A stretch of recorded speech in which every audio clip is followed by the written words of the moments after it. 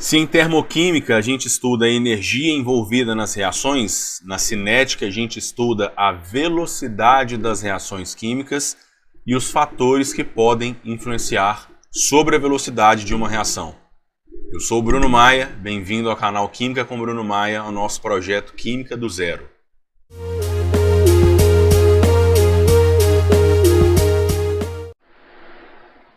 Se você ainda não é inscrito no canal, se inscreve aí, ativa o sininho para você receber notificação toda vez que sair um vídeo novo. Seja um vídeo de aula, seja um vídeo de correção de questão, seja um vídeo do nosso Química do Zero, né? Que a gente está aprendendo a química aqui desde o básico até as matérias mais difíceis.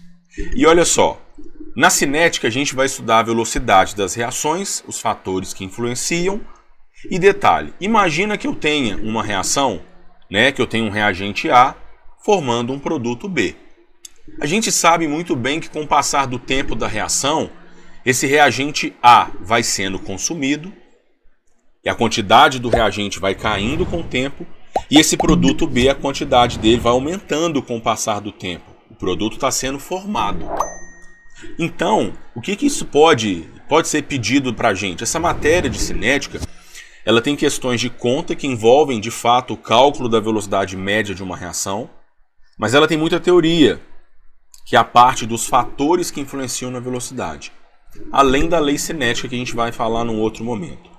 Mas, se o reagente A vai sendo consumido com o passar do tempo, ou seja, a quantidade dele vai caindo, e o produto B vai sendo produzido, ou seja, a sua quantidade vai aumentando, a velocidade média de uma reação, em relação a A ou a B no caso, é a taxa com que o reagente A vai sendo consumido ou com que o produto B vai sendo formado. Se você está na sua casa fazendo um churrasco e você gastou um pacote de 5 kg de carvão em meia hora, levando em consideração que a sua velocidade é constante, você pode falar que você está consumindo 10 kg de carvão por hora? Faz sentido? É mais ou menos isso. Só que isso costuma aparecer na forma de gráfico. Então, eu tenho um gráfico aí que no eixo Y eu tenho colchetes, que é a concentração em mol por litro, e no eixo X eu tenho o tempo, que está em minuto.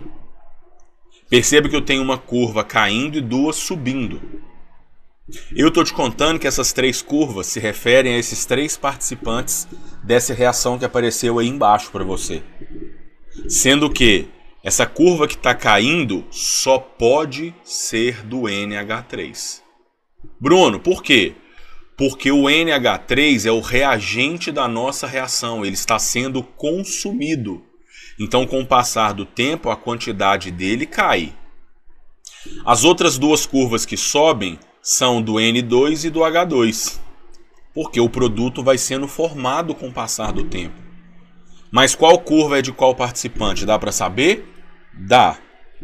Perceba que a curva azul escura, né, meio roxa, ela cresce com uma taxa maior do que a curva vermelha. Então eu sei que a vermelha é o N2 e a lá de cima é o H2. Quem me conta isso? A estequiometria da reação. Tá vendo? Estequiometria é tudo na química. Olha como é que eu posso ler o balanceamento desta equação. Ao passo que 2 mols de amônia são consumidos, eu produzo 1 mol de N2 e ao mesmo tempo 3 mols de H2. Então perceba que para cada 1 mol de N2 formado, eu produzo 3 de H2. E olha só que legal. No tempo zero, eu não tenho nada do N2, curva vermelha. Após 1 minuto, eu produzi 2 mols de N2. Perceba que após 1 minuto, eu produzi 6 de H2. Tá vendo que está de 1 para 3? 2 para 6. Como que calcula a velocidade média aqui? Depende. Você quer do N2, do H2 ou do NH3? Outra coisa, nesse tipo de gráfico, não é muito comum ele me pedir a velocidade média da reação toda. Como assim da reação toda? Do tempo 0 até 3 minutos. Por que não? Perceba que esse gráfico não é uma reta, é uma curva. Então essa velocidade média não é constante. Pensando na física, num gráfico de distância versus tempo, a inclinação da reta não dá velocidade para a gente. Aqui a inclinação também dá velocidade. É ΔY, ΔX. Porém, como a velocidade não é constante, olha lá a inclinação como é que ela não é constante. Ela vai caindo com o tempo. Isso quer dizer que a velocidade está diminuindo com o tempo. E por que a velocidade de uma reação diminui? Porque para que uma reação ocorra, os reagentes têm que trombar, tem que ter colisões entre as moléculas. E à medida que o reagente vai acabando, eu diminuo a probabilidade de que ocorram colisões. Isso faz com que a velocidade da reação também caia. Tá, mas como que eu posso fazer então para analisar a velocidade média da amônia no primeiro minuto? Então vamos lá. A amônia é a curva azul decrescente.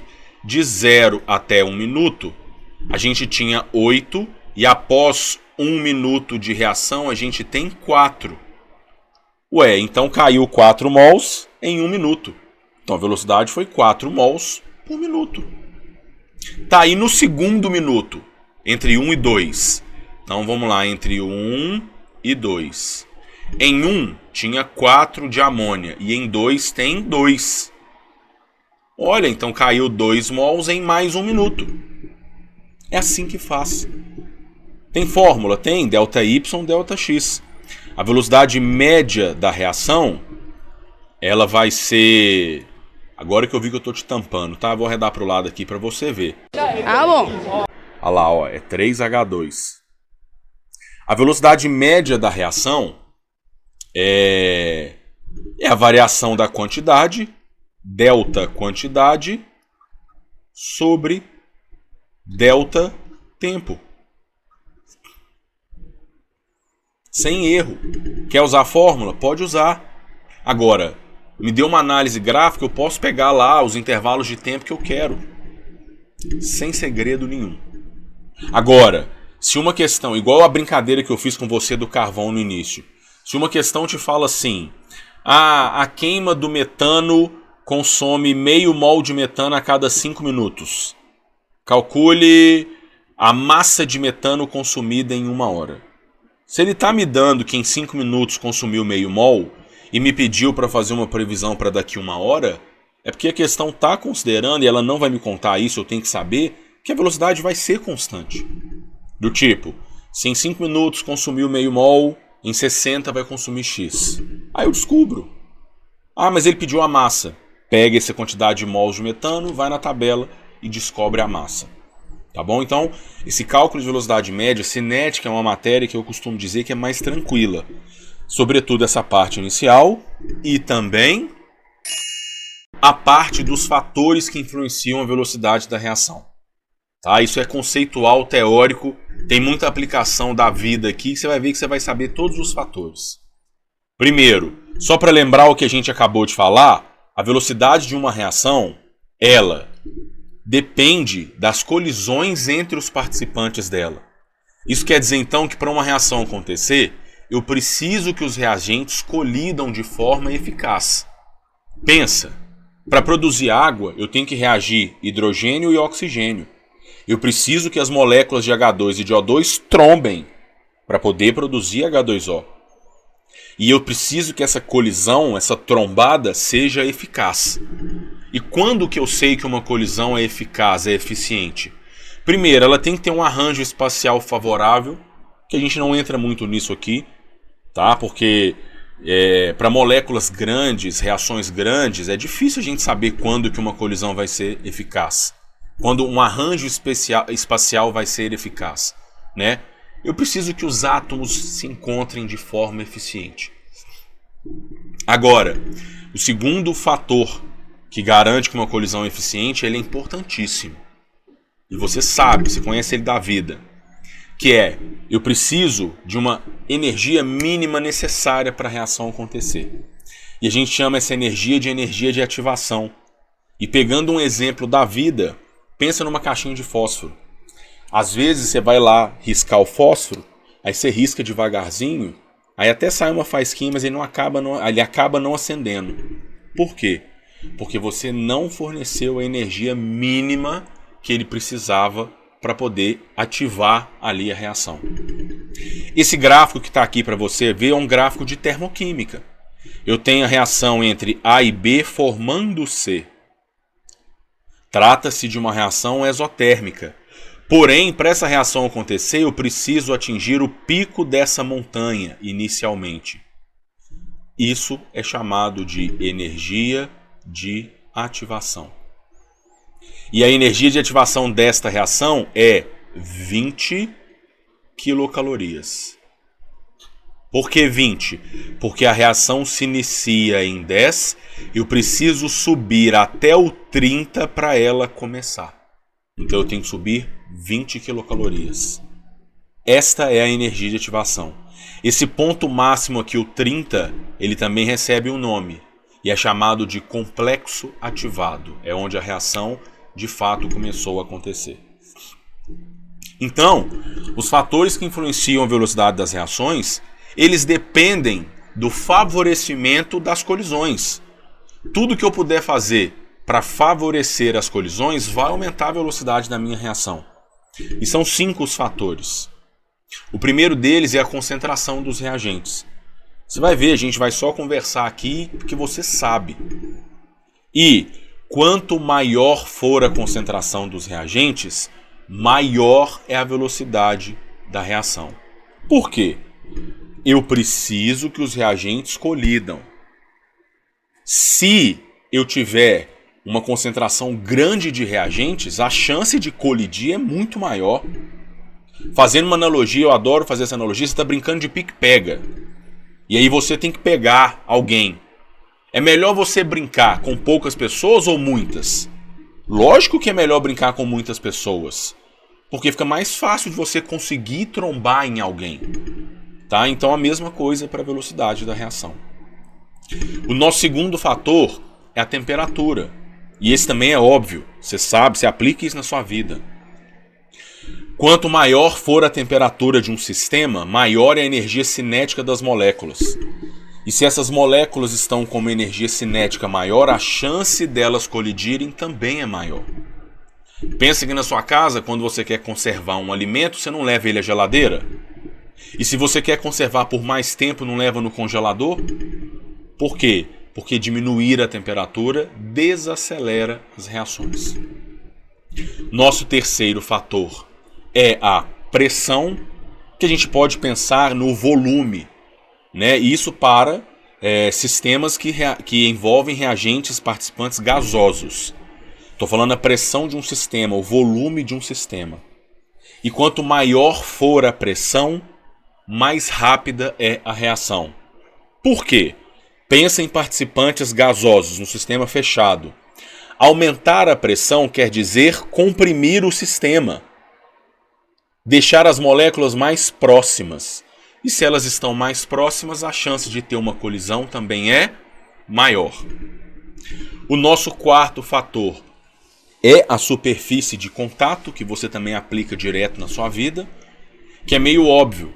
Quanto maior a superfície de contato entre as moléculas reagentes, mais rápida é a reação. Por quê? Porque maior é o contato entre os reagentes. Pensa, o que reage mais rápido no organismo? É um remédio em comprimido ou na forma de pó? Mas não tritura todos os medicamentos não, porque às vezes, né, o medicamento ele é feito para começar a atuar em alguma parte do seu sistema digestivo aí. Mas ele estando em pó, ele reage muito mais rápido. Pensa que se você vai fazer um churrasco, se você pegou um pedaço de carvão grande, é comum você quebrar esse pedaço de carvão. Quando você vai cozinhar um alimento, por exemplo, uma batata, dependendo para o fim que vai dar, se você vai fazer um purê, é melhor você cozinhar a batata picadinha do que ela inteira. Porque se ela está picadinha, ela vai cozinhar muito mais rápido do que inteira. Porque ela é menor, se aumenta a superfície de contato. E o nosso quinto e último fator, um dos mais importantes que tem, é o catalisador. E o que é o catalisador? O catalisador é uma substância que a gente aplica ao nosso sistema, que ele acelera a reação, porque ele tem o objetivo de reduzir a energia de ativação, que a gente falou aí no gráfico do lado. Energia de ativação é a energia mínima que eu preciso para a reação iniciar. Se eu não fornecer esse pico inicial de energia aqui, olha, a reação não acontece. O catalisador é uma substância que consegue dar uma reduzida nesse pico. E aí, se eu preciso elevar o meu sistema inicial a um pico menor, se eu preciso de menos energia para poder ativar a reação, mais rápida ela vai ser. Pensa que eu tenho que atravessar essa montanha preta aqui da direita. O catalisador é uma substância que faz com que essa montanha se reduza a esse pontilhado vermelho. É como se eu fizesse um túnel no meio dessa montanha. E aí, energia de ativação sem o catalisador, energia de ativação com o catalisador. Um exemplo ótimo de um catalisador são as enzimas, né? Nas nossas atividades biológicas. As enzimas, elas aceleram as reações. Mas, importante sobre o catalisador, é saber que ele não é consumido durante o processo. Se eu tiver reações que ocorrem em mais de uma etapa, eles até podem ser consumidos em uma, contanto que eles sejam regenerados em outra. E o catalisador não interfere em mais nada a não ser na energia de ativação. Ele não mexe no ΔH, perceba, olha, o ΔH permanece o mesmo, porque o reagente sai do mesmo ponto e o produto termina no mesmo ponto. Ele só mexe no caminho. Não mexe no rendimento, muito menos no equilíbrio da reação.